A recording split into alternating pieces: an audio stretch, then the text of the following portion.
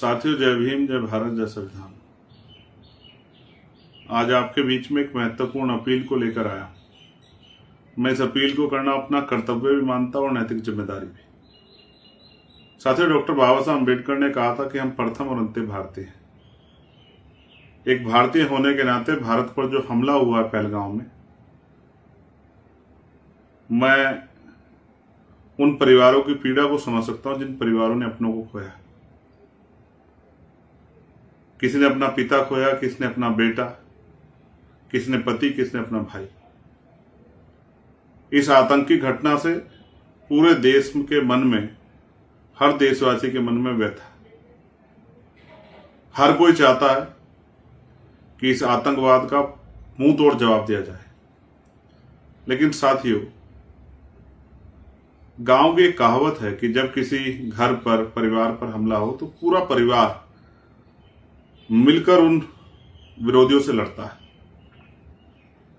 आज जब हमारे देश पर हमला हुआ है तो हमें मिलकर देश विरोधी ताकतों से लड़ना चाहिए, चाहे वो कश्मीर में बैठी हो या बाहर किसी दूसरे मुल्क में बैठी हो या फिर देश के अंदर बैठी हो। हमें उन ताकतों से लड़ना चाहिए जिन्होंने हमारे देश के साथ, उसके सम्मान के साथ, हमारे परिवार के लोगों के साथ जो इतना बड़ा हमला करने का काम किया है, हमारे खून से होली खेलने का काम किया है। लेकिन महसूस करके देखिए, मैं भी देख रहा हूं कि देश के अंदर किस तरह का माहौल है। क्या हम लोग मिलकर देश विरोधी ताकतों से, आतंकवादी ताकतों से लड़ पा रहे हैं? धर्म के आधार पर जिस तरह का माहौल बना है, हम अपने देश में अपने भाइयों के साथ लड़ रहे हैं। मैं आपको याद दिलाना चाहता हूं, जब ये देश आजाद हुआ तो सभी धर्मों के लोगों ने इसमें बराबर का भागीदारी की। सभी धर्मों के लोगों ने इसमें बढ़ चढ़कर भागीदारी की और सभी ने अपना खून जो है देश को आजाद कराने के लिए दिया। मुस्लिम भाइयों ने भी अपनी जिम्मेदारी को बहुत मजबूती से अदा किया। प्यारे साथियों, जब हम देखते हैं कि एक बहुत बड़ी कुर्बानी देश की आजादी में मुस्लिम समाज के लोगों की है और आज हम अपने देश में मुसलमान भाइयों के साथ जिस तरह की हिंसा में शामिल हो रहे हैं, तो मेरे मन में ये खतरा पैदा होता है कि जो दूर बैठा दुश्मन है, दूर किसी देश में या देश के अंदर ही, उसने यही सोचा होगा कि किस तरह देश के अंदर आंतरिक जो है एक युद्ध छिड़ जाए, कि देश के लोग आपस में अपने आप लड़ते रहें। दुश्मन यही तो चाहता है और हम उस दुश्मन के मंसूबों को कामयाब कर रहे हैं। तो हम उसके मोहरे, उसकी टूल किट नहीं है तो क्या है? दुश्मन यही चाहता है कि हम आपस में लड़ेंगे तो हम उनसे नहीं लड़ पाएंगे।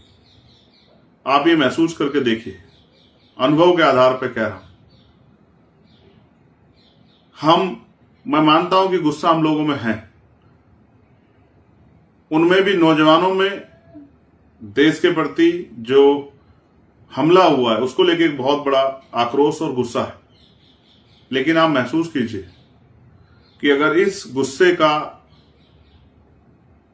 प्रकोप, इस गुस्से से हम किसी गरीब को, कमजोर को सताने का काम करेंगे, उसको नुकसान पहुंचाने का काम करेंगे, जिसका कोई दोष नहीं है इस हमले में, सिर्फ धर्म के आधार पर हम उसको चोट पहुंचाने का काम करेंगे, उसके परिवार को नुकसान करने का काम करेंगे, तो दुश्मन के द्वारा उसका ब्रेन वॉश करना कितना आसान है। जिन्होंने कल हमें अपनी गोद में खिलाया, जिनके द्वारा हम स्कूलों में पढ़े या जिनके साथ हमने आगे बढ़ने का संकल्प लिया, आज हम उन्हीं के खिलाफ लड़ रहे हैं। ये समझदारी या बेवकूफी? कहीं ऐसा तो नहीं जाने अनजाने में हम दुश्मन की मदद कर रहे हैं? इसलिए मैं आपसे ये अपील करता हूं कि ये वो समय है कि हमें समझदारी से एकजुट होकर देश विरोधी ताकतों से, आतंकवाद से लड़ना है। मैं आतंकवादी ताकतों को भी ये कहना चाहता हूं, भले ही देश में हम अपने हक अधिकारों के लिए सरकार से रोज संघर्ष करते हैं, लेकिन जब देश पे हमला होगा तो हम सब लोग एकजुट होकर देश विरोधी और आतंकवादी ताकतों से मिलकर लड़ेंगे। ये बात मैं स्पष्ट रूप से कहना चाहता हूं, क्योंकि देश पहले, देश का सम्मान पहले। लेकिन मैं नौजवान भाइयों से अपील भी करता हूं कि दुश्मन की चाल में आके देश में अपने साथ रहने वाले भाइयों से ना लड़े और ऐसा माहौल ना बनाए कि दुश्मन बिना कुछ करे ही जीत जाए। मैं सरकार से भी अपील करता हूं, बहुत जल्द, इतना बड़ा हमला तो हो गया, बहुत जल्द अमरनाथ यात्रा आ रही है, उसकी सुरक्षा के पुख्ता इंतजाम करें जिससे श्रद्धालुओं पे कोई खतरा ना बने। और जो आतंकवादी जिन्होंने ये घटना को अंजाम दिया है, हमारे खून से होली खेली है, उनको बिल से निकालकर ऐसी कठोर से कठोर सजा दें कि दोबारा कोई इस तरह की घटना करने से पहले 1000 बार सोचे। लेकिन साथ साथ मेरी देशवासी से अपील है कि जो दुश्मन चाहता है वो ना करें, अपने भाइयों से ना लड़ें। आप सभी का बहुत बहुत आभार। मेरी ये राय इसलिए है क्योंकि मैं भारत का जागरूक नागरिक हूं और आपसे भी अपील करता हूं कि समझे कि हमारे देश के साथ कोई खेल तो नहीं हो रहा है। अभी तो दुश्मन हमसे दूर है, उसकी पहचान भी हमसे दूर है, लेकिन मुझे उम्मीद है कि अब हम समझदारी से आगे बढ़ेंगे और मिलकर दुश्मन से और देश विरोधी ताकतों से, आतंकवादी ताकतों से लड़ेंगे। हमें यह भी समझना होगा कि दुश्मन भी ये चाहता है कि हम आपस में लड़ें। भाई, भारत के मुसलमान का पाकिस्तान के मुसलमान से क्या मतलब है?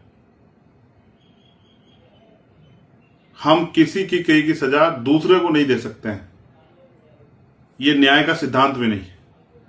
इसलिए सिर्फ धर्म के आधार पर अपने भाइयों से ना लड़ें और मिलकर आतंकवाद से लड़ें, ऐसी भी मैं आपसे अपील करता हूं। आपका भाई चंद्रशेखर आजाद।